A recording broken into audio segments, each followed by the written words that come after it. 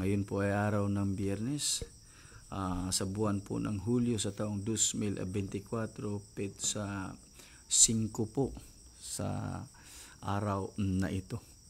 Mga ka-journey, bago po tayo mag-uumpisa sa ating tatalakaying paksa, patungkol pa rin po sa bagong pangalan ng bugtong na anak ng Diyos, ay manalangin po muna tayo.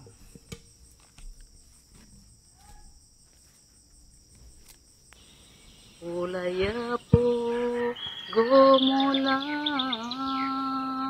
namigsansal, saglangit bug lupa, digdiyon sakit, gunganan, balaan, mabuginala,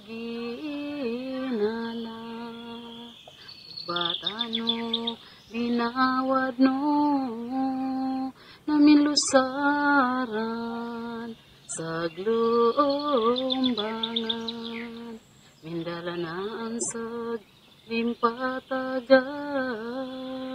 nagulay, nagdiwata, ringgas na tagalilong, manangi, ramit pasaylo, maganjurat pasasibo, burita, iksayat ni talo, sayapat na ni umbaba, busagatab, nami baal nami, tamani nilambuan, pasasibuan, damiron, pasasingaran, damiron,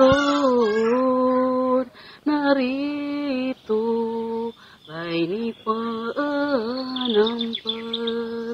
rito sa gulay, nga magbayad, matanggasi, naniglapintad.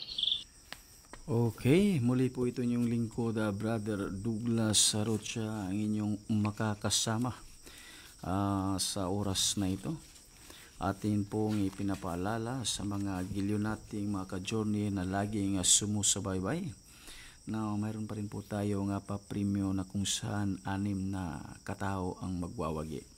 At ang bawat isa ay magkakamit po ng tig-4 na lang piso. Napakasimple lang po at napakadali lang po ng inyong gawin sapagkat antabayanan nyo lang po ang mga huling minuto nitong ating programa upang ibigay natin ang ating isang tanong.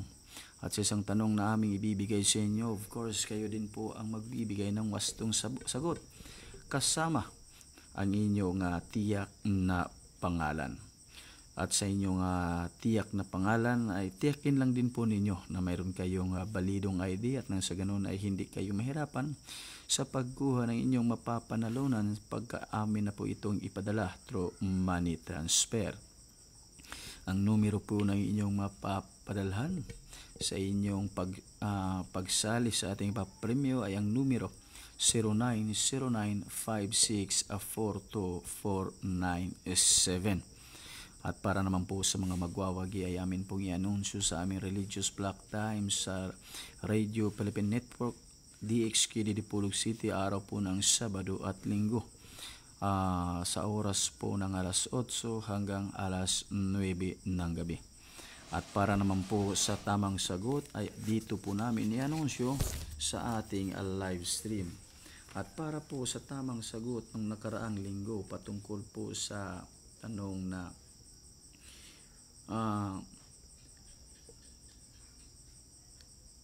within 3, how many books are in the New Testament? Ang atin pong tamang sagot ay 27 po. 27, yan po ang ating tamang sagot. At para po sa susunod nating tanong, mamaya po ay abangan nyo lang po. At maliban po sa ating papremyo, muli po kami po ibukas sa usaping talakayan. patungkol po sa mga paksa o aral na amin na pong inaibahagi o inyo na pong napakinggan sa aming mga pangangaral.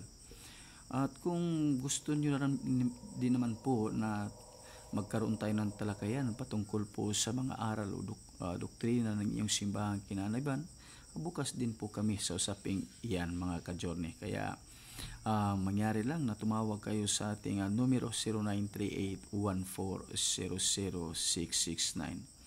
Ang sa atin lang ay habang nag-uusap tayo o habang nagsasalita ang isa, ang hiling lang po namin ay pakinggan natin ang bawat isa. At isa sa pinakamahalaga po ay patungkol sa mga ebidensya na ating gagamitin batay na rin po sa mga salita ng Diyos na nakasulat sa banal na kasulatan, ay maging bukas ang pintuan ng ating puso at isipan at handa tayong sumunod, sundin at tanggapin ang katotohanan. Kaya isa sa mga pahayag na isa sa mga famous Christian apologist, Dr. Frank Turek, anya, just follow the evidence where it leads, mga ka-journey. At sa oras na ito, ang atin pong tatalakayin ay patungkol pa rin po sa bagong pangalan ng bugtong na anak ng Diyos. At ang tatalakayin natin ito ay babalikan lang natin yung isa sa pinakamahalagang pangatlong independenteng ebidensya bilang pagkakakilanlan ng bugtong na anak ng Diyos nang ito ay nagkatawang tao dito sa sanlibutan, mga ka-journey. Paalala po, patungkol po sa tatlong independenteng ebidensya kung paano nakilala at kinilala ng mga hirang na alagad ng Diyos ang kanyang persona, ang kanyang pagkatao nang siya ay ipinadala sa sanlibutan ito, lalong-lalo na doon sa bansang Israel noong unang siglo. Ang mga pahayag o mga kaparanang ito ay mismo din po ang bugtong na anak ng Diyos o ang Diyos mismo ang siyang nagbigay po nito. Ang mga kaparanang ito po, mga ka-journey, ay hindi lang po ito namin gawa-gawa, hindi lang po namin ito mga sariling mga gawa na pagkakakilanlan upang siya ay kilalanin. Bagkus ang mga pahayag na ito o ang mga kaparaanang ito, tatlong pangunahing independenteng ebidensya kung papaano siya nakilala at kinilala ng kanyang mga hirang na alagad. Una, doon sa bansang Israel, ay siya din po mismo ang siyang nagbigay po nito, mga ka-journey. Kagaya na lang po kung inyong matatandaan, una nating tinalakay ay patungkol po sa special revelation, na kung saan sa pamamagitan ng gabay kapangyarihan ng Diyos kasama ang kanyang banal na espiritu ay binigyan niya ng mga special revelation o special na paghahayag ang kanyang mga hirang na alagad upang makilala ang bugtong na anak ng Diyos, na kung saan, kung alalahan, matatandaan po natin ang nakasulat sa Juan 15:26. Ganito po ang ating malinaw na mabasa, na kung saan ang naghayag po mismo nito ay ang Diyos na bilang bugtong na anak ng Diyos Ama na nagkatawang tao noong unang siglo sa bansang Israel. Ganito po ang ating mabasa, mga ka-journey. Datot po at pagparito ng mang-aaliw na aking susuguin sa inyo mula sama, sa makatwid bagay ang espiritu ng katotohanan na nagbubuhat sama ay siyang magpapatotoo sa akin. Kaya dito po malinaw na patungkol po sa pagkakakilanlan o kung paano nakilala at kinilala ng mga hirang na alagad ang bugtong na anak ng Diyos, na sa pamamagitan, isa nga po sa mga ebidensya, sa pamamagitan po ng special revelation, ang may sabi po nito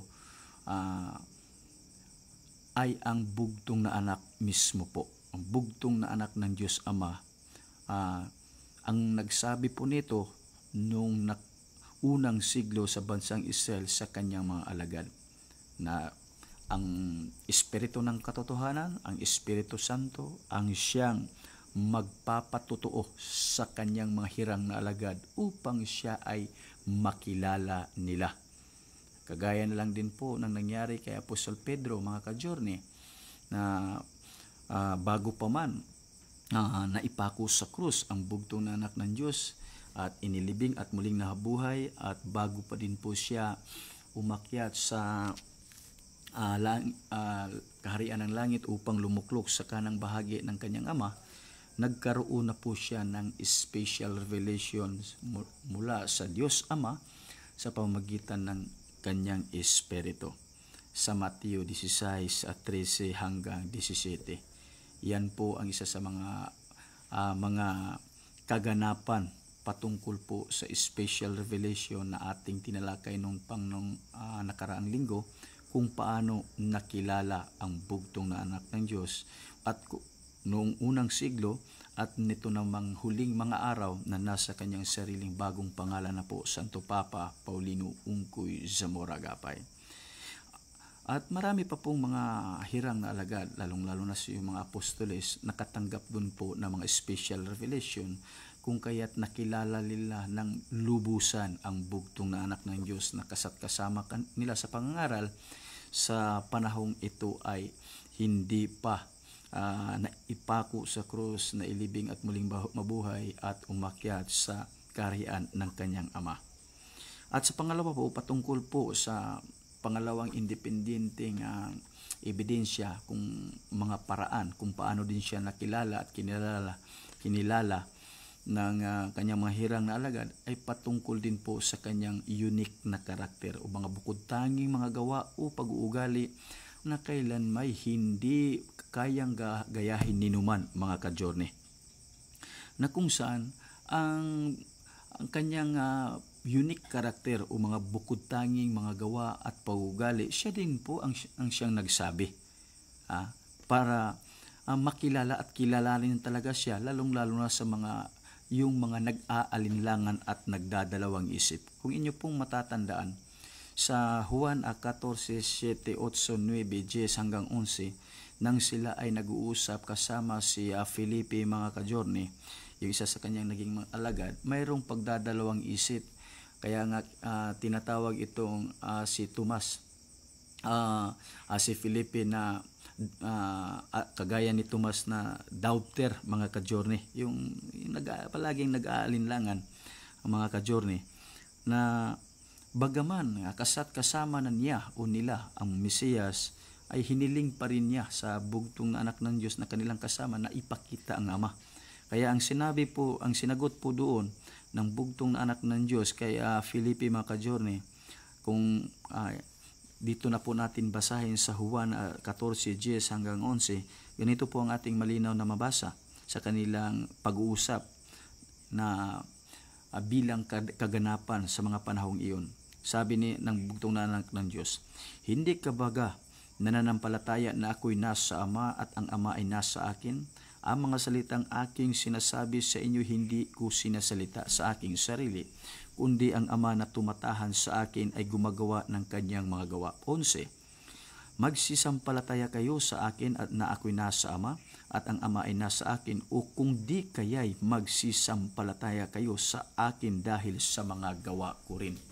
Kaya patungkol sa mga bukod-tanging gawa at pag-ugali ng bugtong na anak na ating tinalakay bilang pagkakakilanlan sa kanya, siya rin din po mismo ang siyang naghayag nito kung papaano siya kilalanin, lalong-lalo na doon sa mga nagdadalawang isip o sa mga nag-aalinlangan na kahit kasama na siya, kausap na siya, at alam at nakita na nila kung ano ang kanyang mga gawa. Kaya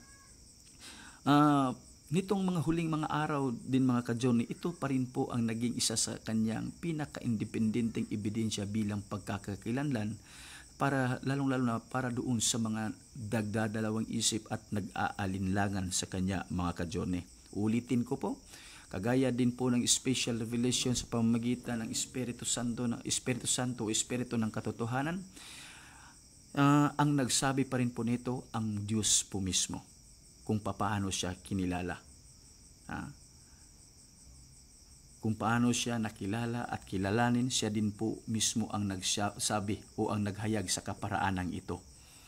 At kung babalikan nga po natin ang Juan 5:36, mga ka-journey, kung uumpisahan po natin sa 31, ipatuloy natin sa 36, May pahayag, direktang pahayag din po ang bugtong na anak ng Diyos dito mga ka-journey. Ganito po ang ating malinaw na mabasa. Kung ako'y nagpapatotoo sa aking sarili, ang patutuo ko ay hindi katotohanan. So inihayag ng bugtong na anak ng Diyos dito, kung siya daw po mismo ang magpapatotoo sa kanyang sarili na siya ang Mesiyas, siya ang bugtong na anak ng Diyos na nagkatawang tao, aniya, ang patutuo niya ay hindi katotohanan. Kaya kung ipatuloy natin sa 36, mayroong nagpapatotoo sa kanya. Ano ang nagpapatotoo sa kanya? Dito pa rin po mga ka-journey ating mapag-alaman na iyong kanyang mga gawa na ginagawa. Sa 36, sabi niya, datapwat ang aking pagpapatotoo ay lalong dakila kaysa kay Juan, sapagkat ang mga gawang ibinigay sa akin ng aking ama upang ganapin ang gayong ding mga gawa na aking ginagawa ay nagpapatotoo tungkol sa akin na ako'y sinugo ng ama.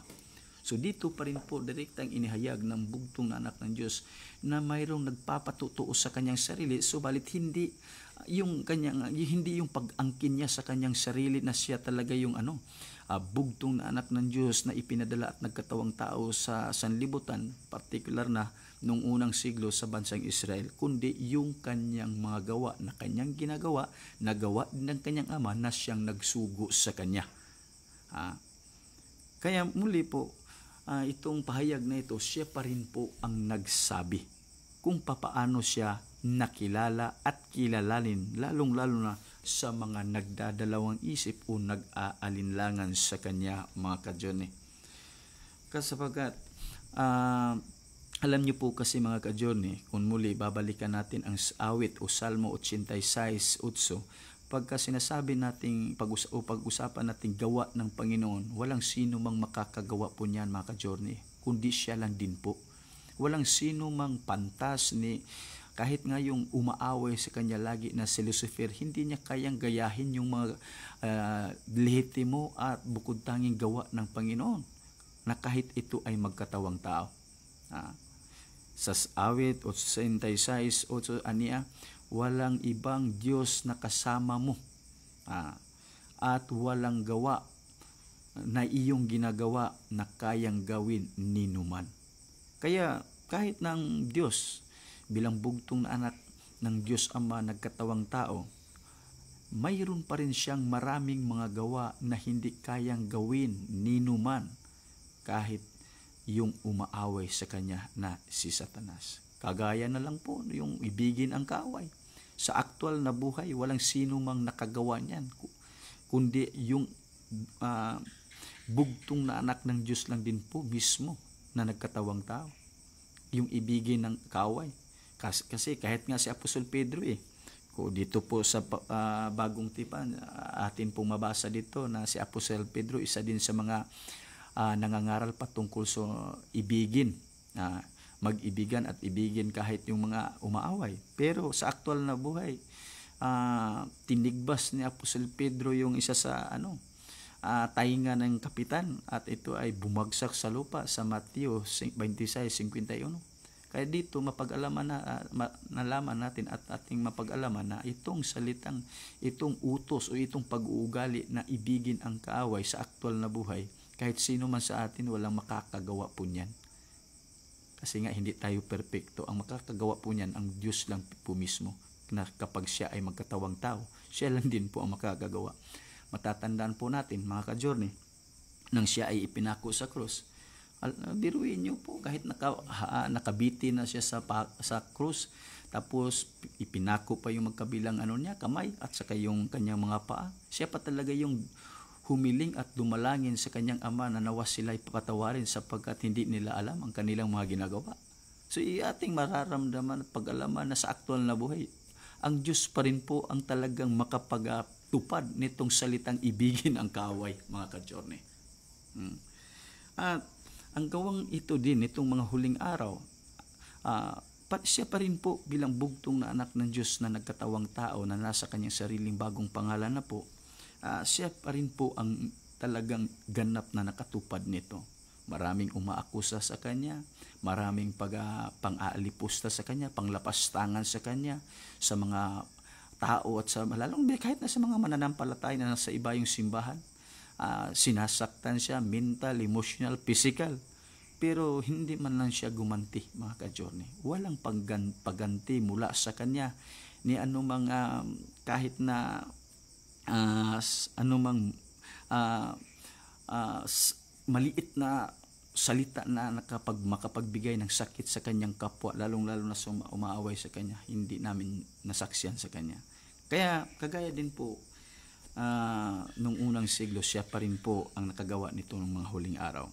Kaya muli po, patungkol sa mga bukod tanging gawa at pagugalit ng Panginoon, siya din po mismo ang naghayag na ito yung kaparaanan o paraan kung papaano natin siya makilala at kilalanin, lalong-lalo na sa mga nagdadalawang isip o nag-aalinlangan, mga ka-journey.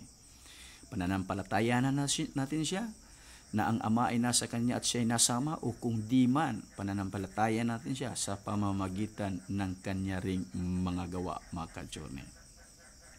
At patungkol naman po dito sa pangatlong independenteng ebidensya, mga ka-journey, ito ay patungkol po sa kanyang muling pagkabuhay.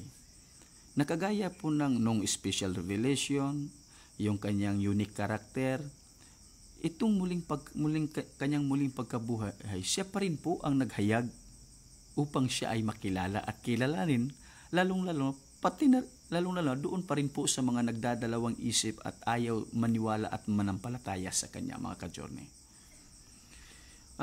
Bago tayo bumasa ng mga partikular na talata at kabanata, nitong mga huling mga araw patungkol sa kanyang muling pagkabuhay, mga ka-journey, nangyari din ito sa kanya na nitong mga huling araw na nasa kanyang sariling bagong pangalan na po. At ang kaganapang ito ay nangyari noong last November 6, 2003, mga ka-journey. Lagi ko pong ipinapaalala at inaanyayahan kayo, mga ka-journey, lalo-lalo na sa mga kaibayo nating mga simbahan na sumusubaybay sa atin, na mayroon po kaming sulat gabay na isinulat ng aming butihing ministro, Dennis Dunais Montimar Agapay, patungkol po sa artikulong Evidence That Christ Has Come, kung saan sa isang parapo patungkol po sa bugtong na anak ng Diyos na nasa kanyang sariling bagong pangalan na po, Santo Papa Paulinong Coegapay, may titulo po na nakasulat na He was resurrected, mga ka-journey, o siya ay muling nabuhay, mga ka-journey. Na itong kanyang muling pagkabuhay ay nangyari po, ang unang kaganapan po nito ay noong November 6, 2003, nang siya ay lumisan sa sanlibutan ito. Ipinakita niya sa kanyang, ipinahintulot na ipakita niya sa kanyang mga hirang na alagad nitong mga huling mga araw na siya ay inilibing, at nang siya ay ilibing, mga ka-journey, sa loob ng 3 araw, 3 gabi, siya din po ay muling nabuhay. At sa kanyang muling pagkabuhay, mga ka-journey, mayroon pong mga witnesses, mga ka-journey. Sa mga panahong iyon, mga ka-journey, na nang dahil sa mga pagdadalamhati ng karamihan sa aming mga kapatid na inilibing na nga siya sa isang araw ng kapahingahan, araw ng Sabado, ang nangyari po ang pouring of the Holy Spirit, o yung pagdating ng banal na Espiritu, kagaya po ng araw ng Pentecostes, mga ka-journey. Ang nangyari din po ito sa amin, mga ka-journey, at ito nga ay nangyari din sa araw ng kapahingahan o pagsamba namin sa araw po ng Sabado.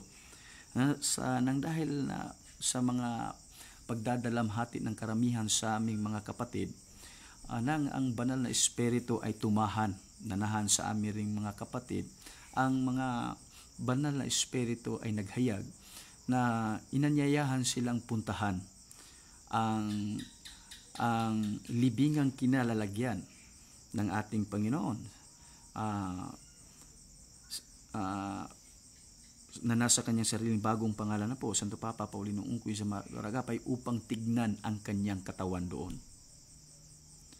sapagkat sabi ng banal na espiritu, ang kanyang katawan na isinilid at nilagay sa kanyang libingan ay wala na po doon. At sa panahon iyon ay maraming nagdadalawang isip, maraming ayaw maniwala, kasi nga po in realidad tayo naman po talagang mga tao, pagka hindi natin makita, hindi natin maramdaman, lalong-lalo pag hindi natin makita, ay hindi talaga tayo maniwala. Kaya yan din ang nangyari sa mga panahong iyon, nang dahil sa mga ayaw maniwala, kaya dinala sila ng banal na espiritu sa libingang kinalalagyan ng kanyang katawan. At pagdakay, abot nila doon, pagdating nila doon mga ka-journey, buong buo yung yung kanyang necho, yung kanyang kinalalagyan, kaya nila sinilsil at sinira yung isang maliit na bahagi, yung isang bahagi na makita nila kung ano ang nasa ilalim, mga ka-journey, kasama ng aming mga kapatid. At nang matapos nilang sirain, tinignan nila sa loob, ay talagang wala na po doon physically yung katawan ng ating Panginoon nitong mga huling araw na nasa kanyang sariling bagong pangalan na po Santo Papa Paulino Ungkoy sa Moragapay. Kaya doon, batay sa mga kaganapang iyon mga ka-journey, na pag-tibay ng mga kapatid namin at pati rin po na kami mga ka-journey, nga siya nga po ay muling nabuhay mga ka-journey nitong mga huling mga araw. At kung babalikan po natin, kagaya po ng sinabi ko kanina mga ka-journey, itong muling pagkabuhay sa bugtong na anak ng Diyos, na siya ay nagkatawang tao sa sanlibutan ito, siya rin po mismo ang naghayag na ito ay isa sa mga kaparaanan kung paano siya makilala at kilalanin mga ka-journey. Lalong-lalo na doon sa mga nag-aalinlangan. Kung atin lang po talagang suriin, siyasatin ng maigi ang mga kaparaanan kung paano nakilala at kinilala ng hirang na alagad ang Mesiyas na nagkatawang tao unang siglo. Ang una po nating basahin ay ang nakasulat po sa Mateo 12:38 hanggang 39 mga ka-journey. Ito po ang ating malinaw na mabasa na nakasulat dito. Ang mga pag-uusap nito ay patungkol ito sa mga mananampalataya na nasa ibang grupo ng simbahan na naghahanap, nagtanong at naghanap ng tanda sa bugtong na anak ng Diyos mga ka-journey. Mateo 12:38 hanggang 39, ganito po ang ating malinaw na mabasa. Nang magkagayoy nagsisagot sa kanya ang ilan sa mga eskriba at sa mga fariseo. Ito mga eskriba at mga fariseo mga ka-journey, nung unang siglo, mananampalataya din po sila. Kiniklaim po nila na sila din po ay anak ng ang Diyos Ama ang kanilang ama. Sa Juan 8:41 mga ka-journey. Inihayag din nila na ang Diyos Ama ang kanilang ama. So, para bagang sa panahong iyon, kiniklaim din nila na talagang mananampalataya din sila. Nang sila ay nagkausap, pinuntahan nila ang bugtong na anak ng Diyos, sila ay naghanap ng tanda. Balikan po natin. Nang magkagayoy nagsisagot sa kanya ang ilan sa mga eskriba at sa mga fariseo na nagsasabi, Guro, ibig namin makakita ng isang tanda sa iyo. So ang hinanapan talaga nilang tanda, yung bugtong na anak ng Diyos Ama na kinilala din nilang ng guro, na kung saan sa Cebuano version, sa Cebuano translation po, ang pagkasulat po doon ay naghahanap sila ng tanda mula sa Diyos mga ka-journey. Pero dito po ang pagkasulat po dito ay naghahanap sila ng tanda doon po talaga sa Mesiyas. So, at kung ipagpatuloy natin sa 39, ganito ang naging sagot ng Mesiyas. Datapat siya'y sumagot at sinabi sa kanila, isang lahing masama at mapangalunya ay humahanap ng isang tanda, at hindi siya bibigyan ng anumang tanda kundi ng tanda ng propeta Jonas. So, ang isinagot ng Mesiyas sa mga skriba at pariseo na naghanap sa kanya ng tanda ay yung pangyayari na naganap patungkol kay Propeta Jonas. Kung atin pong matatandaan, itong si Propeta Jonas, nang siya ay inutusan sana ng Panginoon na pumunta sa isang bayan, siya ay umalis at lumayas sakay ng barko, at pagdakay sa kalagitnaan po ng karagatan ay mayroong isang bagyo, at sa mga ganapang iyon, itinapon siya sa dagat at kinain po siya ng iho, at sa loob ng 3 araw 3 gabi nasa ilalim po siya ng tiyan ng iho. Kaya ito yung tanda na ibinigay ng propeta, ito yung tanda na sinagot ng Mesiyas doon sa mga skriba at pariseo na naghanap sa kanilang tanda. At kung ipagpatuloy po natin sa 40, sapagkat kung paanong si Jonas ay napasatiyan ng isang balyena na 3 araw at 3 gabi, ay gayon ding mapapa sa ilalim ng lupa na 3 araw at 3 gabi ang anak ng tao. So, itong patungkol sa kanyang muling pagkabuhay, batay na rin po sa pahayag na ito, ito yung isa sa mga kaparaanan na makilala natin siya at kilalanin natin siya na siya talaga ang bugtong na anak ng Diyos, ang Kristo ang anak ng Diyos, ang Mesiyas na nagkatawang tao, sa pamamagitan po ng kanyang muling pagkabuhay. Makilala po natin siya. Kasi ito yung ibinigay niyang tanda doon sa mga naghahanap ng mga tanda sa kanya, kagaya po ng mga pariseo eskriba. Kaya kung isa po talaga tayo, layunin po talaga natin upang makilala ang Mesiyas at kilalanin siya, kung tayo ang siyang naroon noong unang siglo sa bansang Israel, sa kasagsagan po ng pangangaral ng bugtong na anak ng Diyos, mga kajorne, ito po yung isa sa panghahawakan nating ebidensya. Kumbaga, tayo ang mga pariseo eskriba, nangyari na tayo ay mga truth lover, truth seeker, naghanap tayo ng tanda sa bugtong na anak ng Diyos, at ang tanda na kanyang ibinigay wala pong iba kundi yung kanyang muling pagkabuhay na 3 araw, 3 gabi siya sa ilalim ng lupa, kagaya ng nangyari kay Jonas na 3 araw, 3 gabi sa ilalim ng tiyan. So, ito yung ating isa sa mga suriin. Nangyari ba ito? O mangyari ba ito sa Mesiyas? Kasi ito yung sinabi niya Ito yung ibinigay niyang tanda. Kaya kung truth lover talaga tayo, truth seeker, kung tayo ang siyang naroon sa bansang Israel sa panahong ibinigay ito ng Mesiyas bilang tanda, ito yung ating suriin sa kanya. Para mapatutuhanan natin sa ating sarili na siya talaga ang Mesiyas.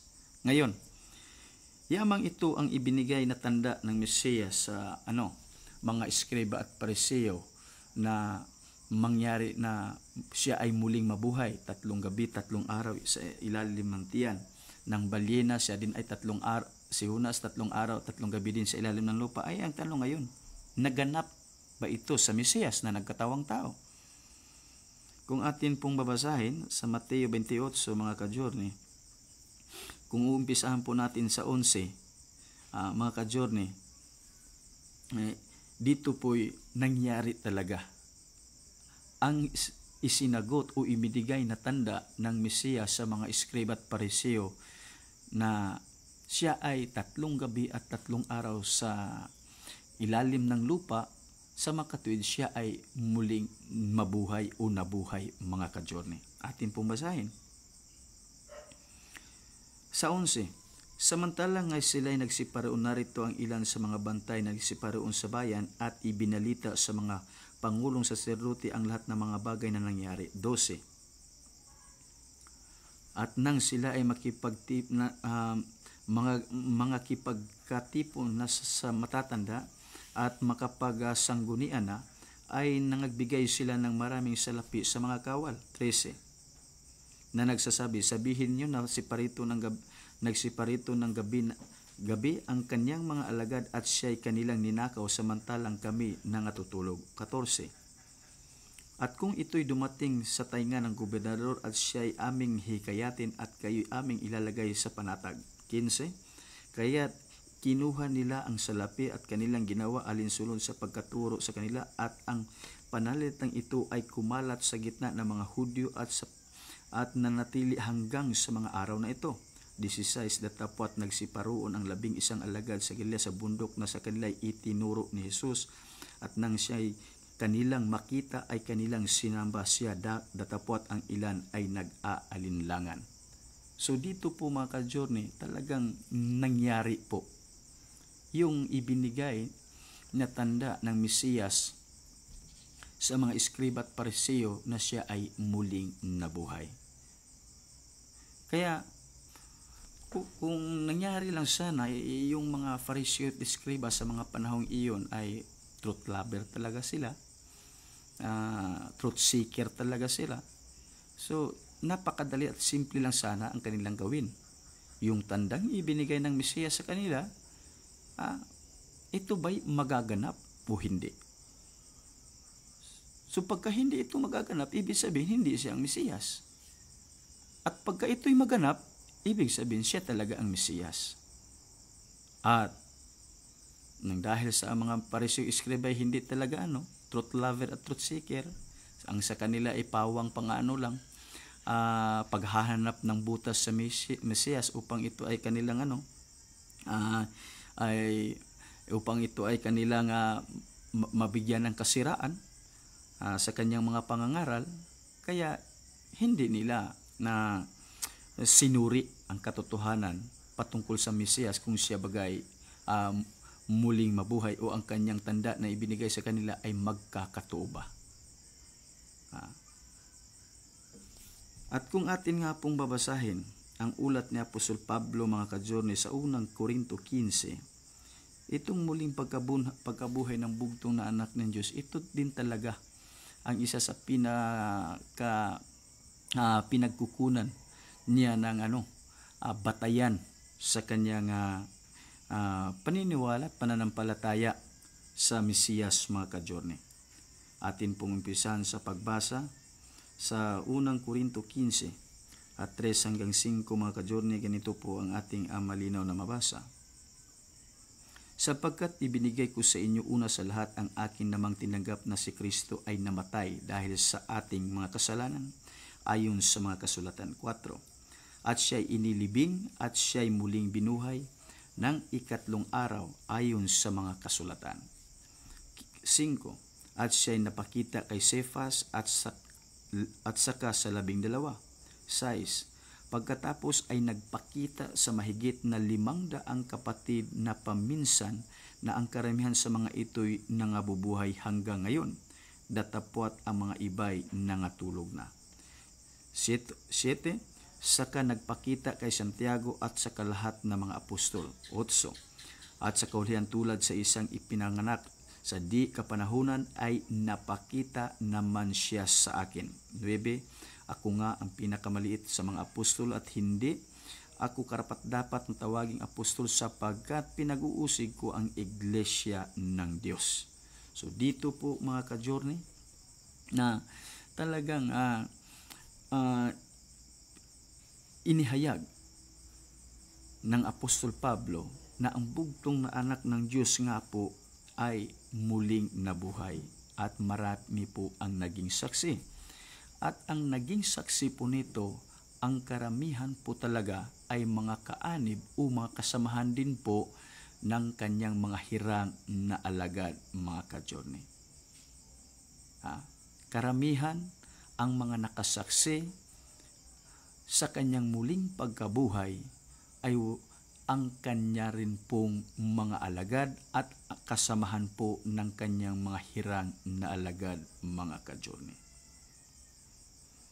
Kaya dito po ganap na natupad yung sinabi ng Panginoon bilang pagkakakilanlan sa Kanya doon sa mga naghahanap ng tanda sa Kanya na siya talaga ay muling nabuhay at sa Kanyang muling pagkabuhay ay isa sa nagpapatibay upang siya ay makilala at kilalanin ng lahat na siya ang bugtong na anak ng Diyos, ang Mesiyas, ang anak ng Diyos na buhay na nagkatawang tao una doon sa bansang sa Israel sa unang siglo, mga ka-journey. At kagaya din po ng naihayag ko na kanina, mga ka-journey, itong kanyang muling pagkabuhay na bilang palatandaan upang siya ay makilala at kilalanin nitong mga huling mga araw, ipinahintulot din niyang ipakita sa amin, lalong-lalo na sa aming mga kasamahang mga hirang, na inilibing at ganun din po 3 araw at 3 gabi siya ay muling nabuhay at nang siya ay tignan doon sa kanyang kinalalagyan ng aming mga kapatid sa aming simbahan, ay wala na po dito doon ang kanyang physical na katawan, mga ka-journey. Kaya bilang pangatlong independenteng ebidensya patungkol sa kanyang muling pagkabuhay, mga ka-journey, ito pa rin po ang isa sa mga pinaka nagpatibay sa amin upang mapatunayan namin sa inyo ng taos-puso na walang pag-aalinlangan, na walang pagdadalawang isip, na ang bugtong na anak ng Diyos Ama na inaasam-asam, pinapangarap, inaasahan ng maraming simbahan sa buong daigdig, lalo na sa ating bansa ngayon, na muling magbalik. Nito nga pong mga huling araw, siya na po ay nagbalik. Siya ay ipinanganak at nagkatawang tao muli noong 1927 at muli rin po, kagaya din po ng kanyang taong pag-umpisa sa pangaral sa bansang Israel, Lucas 3:23, nitong mga huling araw, nag-umpisa pa rin po siyang nangaral at nagministeryo 30 taon, mga ka-journey. Kagaya din po sa bansang Israel, sa Lucas 3:23, 30 taon siya nag-umpisa, mga ka-journey. At sa kanyang pagministeryo, dito na po nag-umpisa ang pagtawag niya sa amin bilang kanyang mga hirang na alagad at sariling mga alagad nitong mga huling araw sa taong 1957, mga ka-journey. Ito po yung mga panimulang kaganapan sa kanyang muling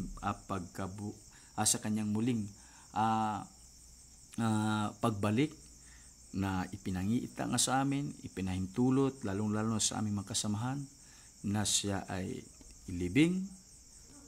Ganun pa man, siya rin po ay muling nabuhay.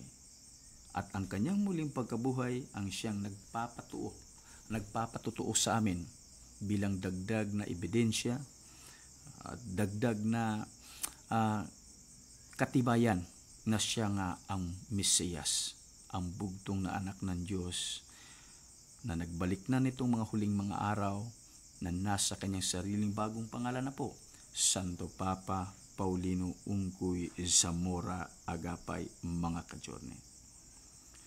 Kaya nawa po sana'y sa mga kaibayo naming simbahan, kung kayo talaga ay maibigin at sinasaliksik nyo talaga ang katotohanan. Kung mayroon kayong mga katanungan o mga pagdadalawang isip sa aming mga inipresenta sa inyo na mga katibayan o mga ebidensya, una, patungkol po doon sa special revelation. Pangalawa, patungkol po sa unique character at sa kanyang unique sign, patungkol sa kanyang muling pagkabuhay. Mangyari na magtanong kayo o di kaya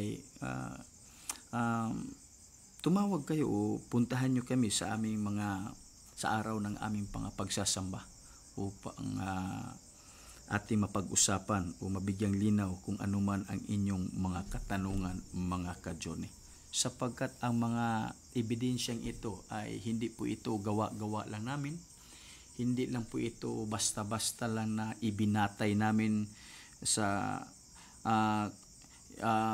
kinuha lang namin kung ano yung mga kaganapang nangyayari sa banal na kasulatan, bagkus ito talaga ay facts, reality po ito. Bago pa man namin, ganito kasi mga ka-journey, itong mga kaganapan patungkol sa special revelation, patungkol sa unique character at a unique sign or muling pagkabuhay ng bugtong na anak ng Diyos, nitong mga huling araw na nasa kanyang sariling bagong pangalan na po, Santo Papa Paulino Ungkoy Zamora Agapay, bago namin nasuri at sinuri itong mga kabanata at talata na mayroong mga pahayag kung paano nakilala at kinilala ng hirang na mga alagad ang Mesiya sa bansang Israel. Nangyari na po ito sa amin. Nangyari ito muna. Nangyari muna na mayroong special revelation. Nangyari muna yung kanyang mga bukod tanging mga gawa na aming nasaksihan. Nangyari muna yung kanyang muling pagkabuhay. Bago namin nasaliksik, nasuri at sinuri na ito palang pangyayaring ito din yung mga pangyayaring naganap sa bansang Israel, sa bugtong na anak ng Diyos na nagkatawang tao, na ngayon nga ay mayroon ng bagong pangalan. Nangyari po ito muna mga ka-journey. Baka kasi sabihin nyo, gumagawa-gawa lang kayo ng dyan, sinuri nyo yung mga kaganapang pangyari doon, tapos kiniklaim ninyo na yan din ang nagawa, yan din ang nangyari sa inyong punong mga ngaral. Baka ganyan kasi ang inyong sasagi o papasok sa inyong isipan at sa inyong puso. Hindi po mga ka-journey. Ulitin po namin, bago namin nasuri at sinuri yung mga pangyayaring naganap sa bansang Israel nang magkatawang tao ang Mesiyas, kung paano siya nakilala at kinilala ng kanyang mga hirang na alagad, mga ka-journey, nangyari po muna ito sa kanya nitong mga huling mga araw. Nangyari po muna. Ang pinakauna talagang nangyari, itong special revelation mga ka-journey. Ang panimulang paghahayag ng Diyos Ama sa pamamagitan ng kanyang Espiritu ay doon po sa aming mga ninunong mga balian, mga ka-journey, na nanghuhula. Nasa banal na kasulatan, partikular na sa lumang tipan, ito ay tinatawag na mga propeta. At napatunayan namin na sila talaga ay mga propeta o balian o manghuhula na galing sa Diyos, sapagkat yung kanilang mga hinuhulaan ay natupad, mga ka-journey.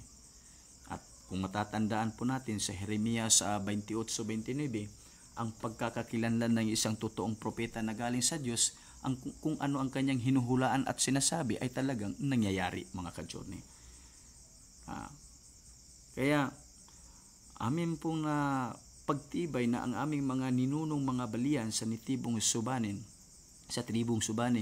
mga ka-journey, na totoo at talagang ang kanilang mga pahayag ay galing po talaga sa puong may kapal sa pamamagitan ng kanyang Espiritu Santo, sapagkat yung kanilang mga hinuhulaan at sinasabi ay nagaganap, mga ka-journey. At yan po ang unang panimulang special revelation na tatanggap namin, particular na ng mga kapatid namin na mga balian, mga ka-journey. At sumunod sa mga kaganapan ay yung nangyari sa 1989, kagaya din po sa araw po ng Pentecostes sa Gawa 2:1-2-3-4, na nagkakaroon po ng pouring of the Holy Spirit, mga ka-journey, na sa mga panahong iyon, 1989, inihayag ng banal na Espiritu sa mga nananahan sa aming mga kapatid na hirang na nandito na ang bugtong na anak ng Diyos, na sa wika nga Subanin ay puso, diwata, mga ka-journey. Na ang kanilang pong tinuturo ay wala pong iba kundi ang aming mahal na punong Ministro, Santo Papa Paulino Ungkoy Zamora Agapay. At ang special na revelation na yan ay hanggang ngayon, kahit na kayo ay dumalo sa aming pagsasamba, existido pa rin po iyan. Na ang pananahan ng Espiritu Santo na galing sa Ama ay sorpresa pong darating sa mga kapatid namin. Hindi po namin inaakala Hindi sa oras at araw na aming inaakala, ang pagdating bagkus ito po ay sorpresa. Kagaya po ng nangyari sa Gawa 2, 1, 2, 3, 4. Hanggang ngayon, existido pa rin po mga ka-journey. At ang pangalawa, ito na rin yung kanyang mga gawa. Bilang mga saksi na hirang na kanyang personal na pinili mga ka-journey itong mga huling araw, amin din pong nasaksiyan itong kanyang mga bukod tanging mga gawa na kahit kami po mismo, kahit ako mismo na nagsasabi na nagpapatutuo ngayon sa inyo patungkol sa bugtong na anak ng Diyos na nasa kanyang sariling bagong pangalan na Santo Papa Paulino Ungkoy Zamoragapay, itong aming inihayag ay hindi po namin personal, actual na magawa sa aming buhay po mga ka-journey. Kasi nga po, hindi po tayo perfecto. Siya lang po talaga. Kaya nga unique kaya nga bukod tangi. Kasi kahit sa actual na buhay, wala pong ibang makakagawa kundi siya lang din po mismo. At ang pangatlo nga po, itong unique sign o kanyang muling pagkabuhay.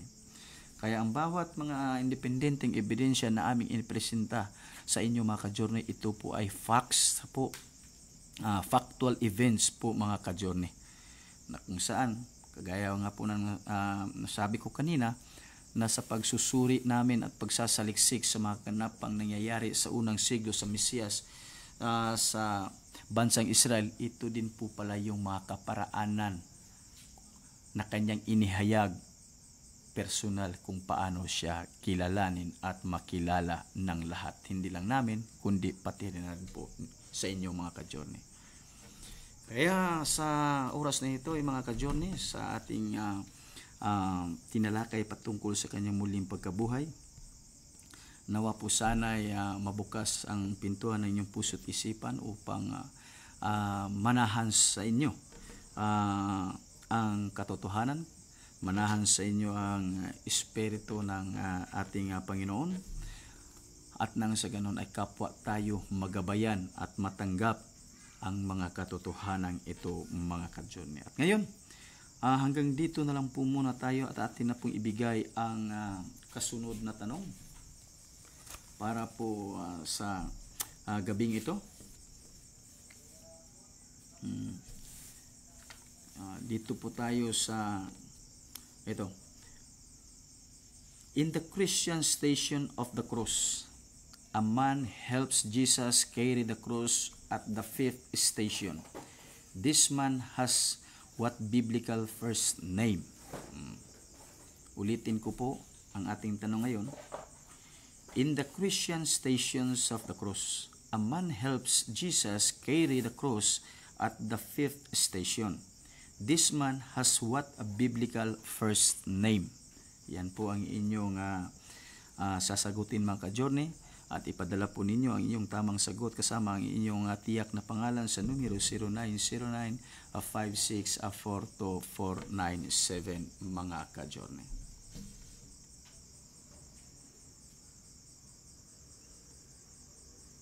At atin pong pinasasalamatan ang mga nanood po sa atin through Facebook Live. Sister Themi Gandasan, magandang gabi sa iyo sister, sa inyong lahat dyan. Sister Zelona Arocha, amen. And also Nana Dailinda Agapay, amen.